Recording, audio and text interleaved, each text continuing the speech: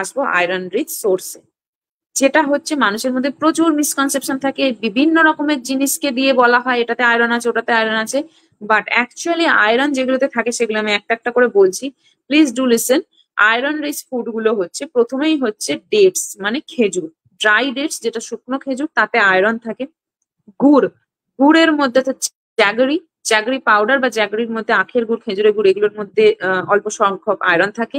চিড়ে, চিড়ের মধ্যে আমরা একটু আয়রন পাবো, অর্থাৎ রাইস ফ্লেক্স, এতে আমরা আয়রন পাবো।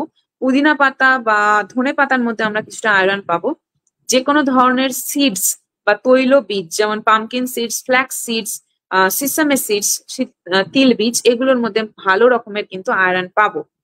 তো এইগুলোকে প্রত্যেক দিনের খাবারে ইনক্লুড করা। এছাড়া গ্রিন লিফি ভেজিটেবলস, যেগুলো সবুজ শাকসবজি, বিশেষত স্পিনাচ, অ্যামারান্থ অর্থাৎ পালং শাক, নোটে শাক, ভীষণভাবে high source of iron, iron থাকে এর মধ্যে, লোহাযুক্ত খাদ্যের উৎস।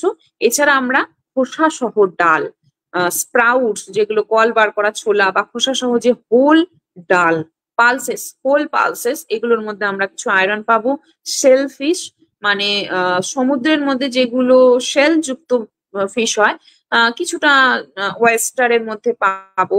এছাড়া কাঁকড়াতে পাবো, চিংড়িতে পাবো, এগুলোর মধ্যে আমরা অল্প সংখ্যক আয়রন পেয়েই যাব।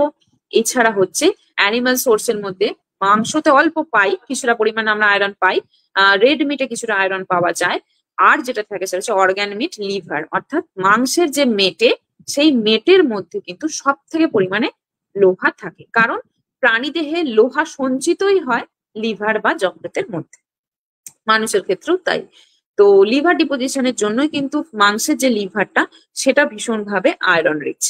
আর সিরিয়ালস এর মধ্যে যদি আসি, তাহলে কিনোয়া, অনেকেই জানবেন কিনোয়া একটি সিরিয়াল। কিনোয়া গ্লুটেন ফ্রি একটি খাদ্য, সকলে খেতে পারেন, সমস্ত রোগীরা খেতে পারেন, বাচ্চারাও খেতে পারেন। কিনোয়া স্প্রাউট করেও খাওয়া যায়, কিনোয়া দিয়ে খিচুড়ি করা যায়, সবজি দিয়ে বানানো যায়। এছাড়া আপনি আমিষও বানাতে পারেন। কিনোয়ার মধ্যে কিছু আমরা আয়রন পাবো। এবং সর্বোপরি মানে last but not the least, that is egg yolk, অর্থাৎ ডিমের কুসুমে আমরা প্রচুর পরিমাণে কিন্তু আয়রন পেয়ে যাব।